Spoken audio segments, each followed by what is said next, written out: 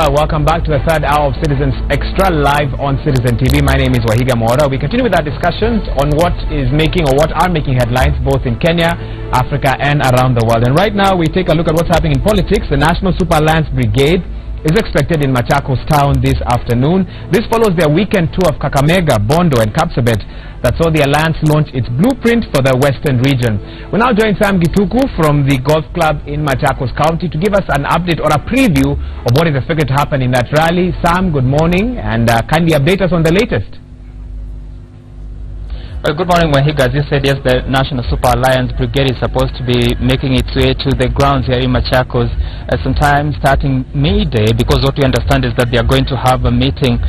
They will converge at one of the restaurants along Mombasa Highway, and that is where they will make the plan to do a procession from there, moving all the way to Machakos town. And here, basically, is just to drum up support for the National Super Alliance, bearing in mind that this should be probably the third or fourth meeting after they launched their presidential campaign in Kakamega. After Kakamega, they went to Kapsabet. Now they're coming to Machakos, and here is the home turf of one of the affiliate parties, that is the Wiper Party, that is led by the running mate for NASA, Kalonzo Musyoka. And ideally, it is to woo the voters, the locals here, so that they can be in a position to ensure that they're able to ring fence it, in essence, making sure that the 690-something votes, 690-something thousand votes that are in Machakos County, then they are going towards the National Super Alliance. But also why this region is important, Wahiga, is because in the lower eastern region, that is Machakos, Kitui and Makueni counties, there is a total voter population of about 1.52 million registered voters, and this will be crucial in ensuring, in determining who becomes the president come August the 8th of, or rather the election of August 8th.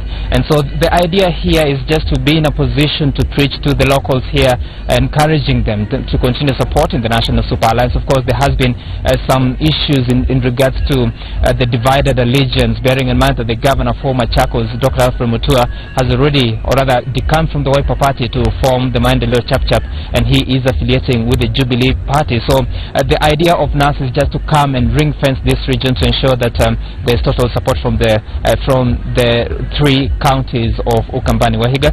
Well, Sam, do you know if the current governor there has given his blessings for that function? And also, can you give us an idea of any security arrangements that have already been set up at the golf club? Well, I don't know of any blessings from Dr. Alfred Mutua, but essentially that should not be coming from him, because he is not on the side of NASA. He is rather on the side of the Jubilee Party. So for him to give blessings for such a meeting is not really something that can be expected. But this being a private sort of grounds, that is the Machakos Golf Club, it has no relationship with the Machakos County government, apart from the relationship that is not direct. And so they are coming to hold their meeting here, but these are grounds that the opposition has oftentimes used, including when they were doing the campaigns for the Coalition for Reforms and Democracy, that is called in 2012 and 13. They used to use the golf club grounds. So in terms of the preparations from the security side, yes, we have seen quite a number of police officers along Mombasa Road coming all the way through from Makutano Junction coming to Machakos town.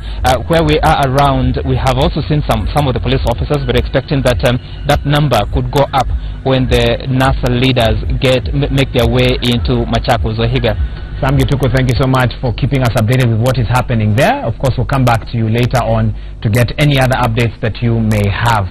Now, as I mentioned earlier, today is World Environment Day, celebrated across the globe. This year's theme is connecting people to nature, which implores us to get outdoors and into nature, to appreciate its beauty and its importance, and anything in regards to that. We'll be talking about that shortly. In addition, I'm also told that IEBC chairperson Wafula Chebukati is at the Milimani Law Courts. Remember, the IEBC Dispute Resolution Committee is holding its sitting there in the ceremonial hall. This should be happening from today up until the 13th of June. Let's listen in to his statements. Electoral disputes relating to and arising from nominations.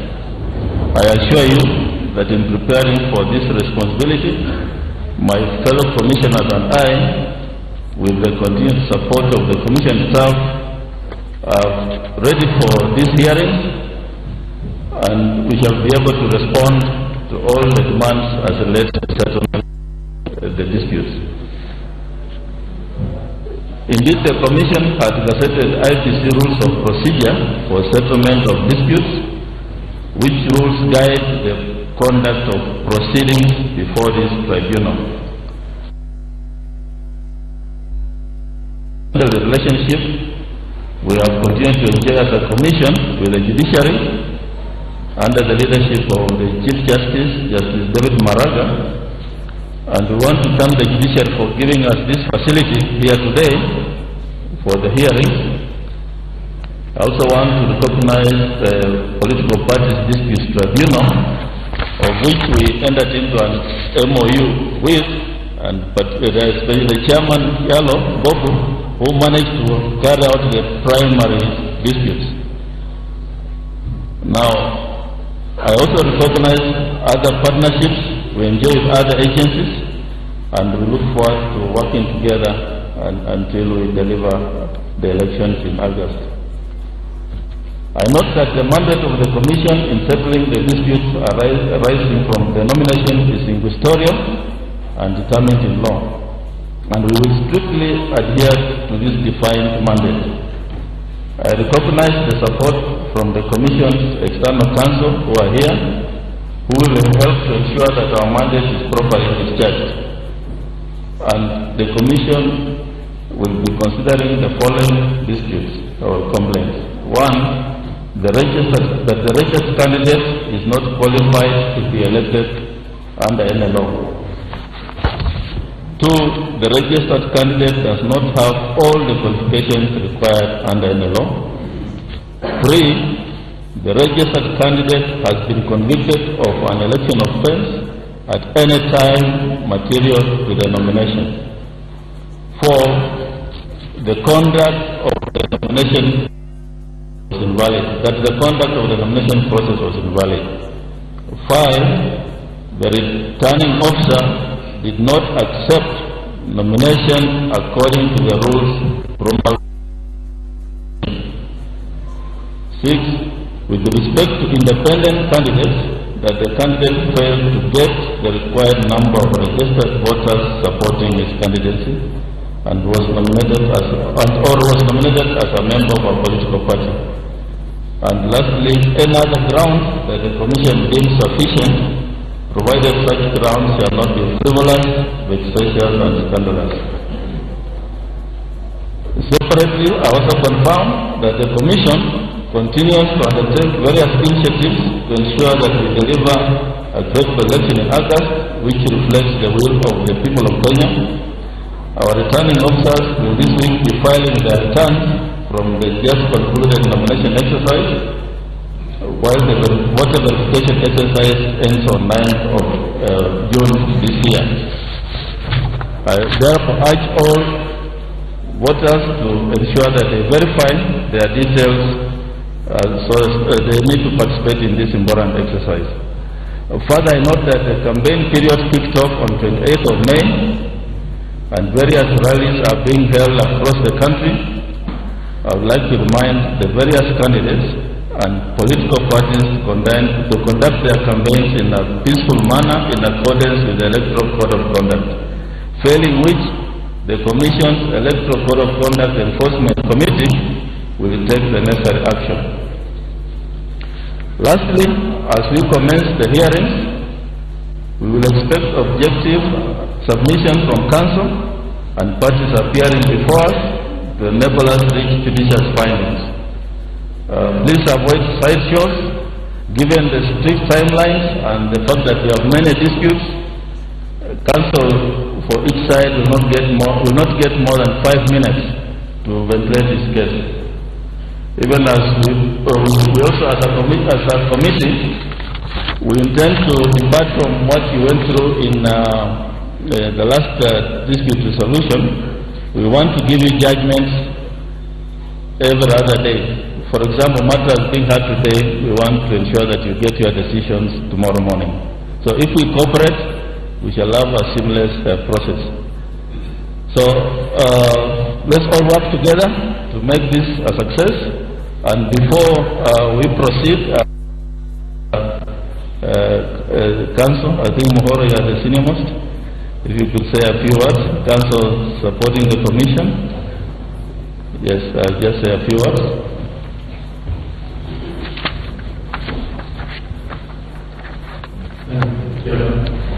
Well, IEBC Chairman Wafula Chebukati giving or sort of launching the IEBC Dispute Resolution Committee that will be taking place for the next maybe 10 days or so between today and the 13th of June at the Milimani Law Courts. So he's launched the process. He's given the ground rules for which this resolution process will be taking place, stating that the complainant and the respondents will have 5 minutes each to give their views, their sides of the story, and thereafter he hopes that verdicts will be given a maximum period of 24 hours, meaning that if your case is heard today and all goes well, then by tomorrow you should be able to have a verdict in regards to that case as well. He's also spoken about the campaign period, which started on the 28th of May, warning all candidates to campaign peacefully, and if they don't, the IEBC has a body that can enforce any rules that they feel have been broken by any candidates on the campaign trail as well. So he's raised some of those issues as well, and that is something we'll continue following closely from the Milimani Law Courts. Those were live images that we've just brought to you. We'll revisit that issue as and when we have more updates. Now, earlier on, I'd introduced the World Environment Day, the theme being connecting people to nature. And to help me in studio discuss some of this, we're joined by Dr. Kip Kurui Langat, who is Chairman, Initiative of Sustainable Landscapes. Welcome to the program. Thank you. In addition, we're joined by Mr. Henry Kilonzo, a Senior Manager, Foundations Program, Safaricom Foundation. Karibu, welcome to the program as well. Thank you. What we hope to do is that we'll start by taking a look at the environment from a global perspective and then localize our discussion. And to help us look at what is happening, of course, one of the big stories of last week is President Donald Trump's move to remove the United States from the Paris climate deal. The climate deal unites all the world's nations in a single agreement on tackling climate change for the first time in history. And he shocked the world by stating that the United States over the next few years will gradually withdraw itself from that climate deal. Let's have a listen to his bite, and then we'll get reactions from the panel that we have in studio. Let's listen to what he had to say in regards to that. Bottom line is that the Paris Accord is very unfair at the highest level to the United States. So we're getting out, but we will start to negotiate, and we will see if we can make a deal that's fair. And if we can, that's great. And if we can't, that's fine. Well, let me welcome my panelists once again. Gentlemen, welcome to the program. I don't know if any of you have been following this closely. Are you able to tell us why should his announcement matter to Kenyans? America pulling out of the Paris Accord, Paris Climate Deal, why should that matter to Kenyans at all? I think the scientists have established through reports over the years that there's climate change, global warming, climate change, whatever you want to call it. And that the greatest pollutants, of course, are the large industrial countries, of which the US alone is 30% of that pollution. So obviously it matters, yes, when the US pulls out, assuming that in reality the country will pull out, because it does seem as if the businesses there would want to continue with running their business in such a way that they don't pollute, they don't mess up the environment, and probably even some counties. So it does matter to us, yes. Okay, and if it does, what part can Kenya play in sticking to the ideals of the Paris Climate Deal? Can you localize the Paris Climate Deal from a Kenyan perspective? Why, what role can we play as a nation in ensuring that we contribute to this global initiative? I think it's a very difficult situation we're entering, because it took several years for the countries to negotiate the Paris Accord, and only 3 countries are out: the US now, and Nicaragua and Syria. So it will require the whole world restarting the process. That's right. And I wonder whether they would be interested to do that. So we'll just have to wait and see. Wait and see. Henry, let me bring you into this discussion. Kindly give us more insight into this year's World Environment Day theme, connecting people to nature. Can you break that down for us? Thank you very much. As Safaricom, we always support responsible and sustainable business.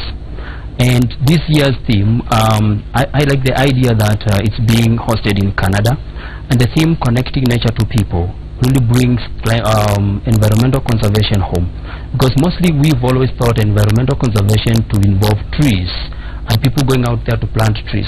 But when you look at connecting to people is bringing environmental conservation home. What is my role as an individual to protect the environment?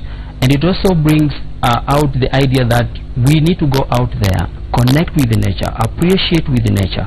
And if we appreciate nature, then it means we will not be able to pollute it, we will not be able to spoil it, but we always endeavor to make it better for us, for the current generations and the future generations.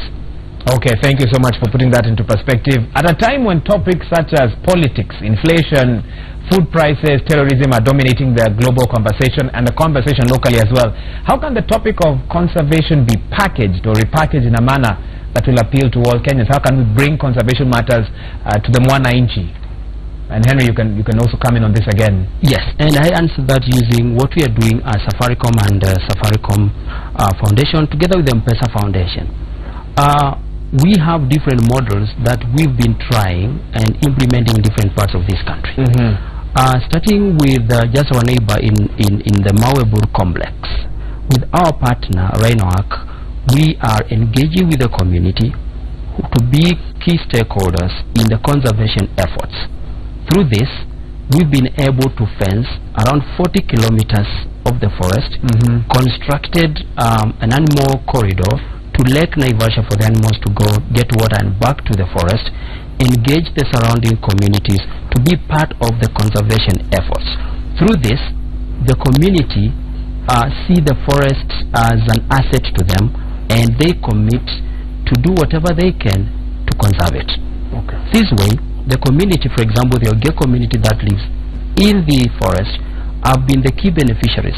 So they are seeing the forest as a source of income in terms of the honey that they get, in terms of their animals getting into the forest in the morning and in the evening out, as compared to them being evicted or seeing the forest that, oh, these guys, this Safaricom and the partners are coming to really get us out of our livelihood. But they see, you know, the efforts as key for them to see the sustainability of the forest, and the forest has become part of their livelihood.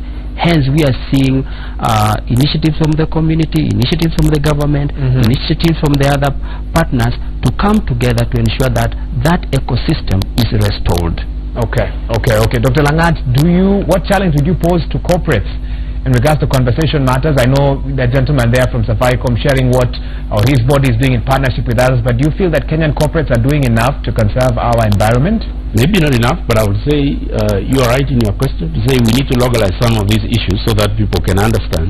And what the ISLA Initiative for Sustainable Landscapes actually went out to do was to gather the private sector within the tea growing area and along below the Mau, southwest Mau specifically, where the corporate Unilever, James Finlay, KTDA and Kenyan took the first step to actually form this coalition to pay attention to the destruction that had taken place in the Mau. Yes. And in that regard, they didn't just get together as a private sector. They actually involved the community. And today, we can say that the coalition has expanded with the coming in of Safaricom with resources. Government agencies are part of that coalition led by the Kenya Forest Service. The county governments are part of that coalition, and specifically in the theme of today, connecting with people, the communities through the Community Forest Association and Water Resource Users Association, the RUAS, are actually involved in part of the board that runs this program in the Mau. And today specifically, there is the World Environmental Day in the county of Kericho is being celebrated with the Unilever, with the tree planting exercises going on. And we are, for the month of June, as a coalition of the ISLA coalition, training the community forest associations in the southwest Mau, some 6 forest stations. And the training program kicked off this morning and will be going on throughout the month of June, preparing them for conservation and restoration of the forest where it has been destroyed. Wonderful. Henry, some statistics I got about the Southwest Mau tree intervention. The program to protect and conserve 100,000 hectares of the Southwest Mau forest by 2030. I don't know, between you or Dr. Langat, who can give me an idea of what is the progress of that particular project? Thank you very much. Just before I get to that, just to add on what Dr. Langata said. Today, Safaricom, we have launched this bag, which is eco-friendly, which is biodegradable, and we are calling it the lifestyle bag. If you use this bag 21 times to go to the supermarket, you are saving around 35 plastic bags. That means, as a business, we are promoting use of the biodegradable so that we take care of the environment. Yes. Now, on what we are doing in Mau, this is a new partnership that we were able to come up together with IDH and specifically the ISLA project. And the activities have already started. In April, we were able to bring around 2,000 community members to participate in tree planting, and we've already fenced the first block, which together with ISLA, together with the community, together with the Kericho County Government, Bomet, Nakuru, we are going to fence all that. The project does not just involve tree planting, but we're also engaging with the community to ensure that they have alternative livelihoods. That means we are giving beehives, and these beehives will still get back to the forest, because once we restore the ecosystem, then they will be able to take their bees back to the forest. We are also greening the schools around the forest. That means we are mentoring our children to be environment wary, so that they play part, and through that, through the mentorship, we are training them on conservation efforts. We're also training them on tree planting, and they'll also be participating during the tree planting exercises.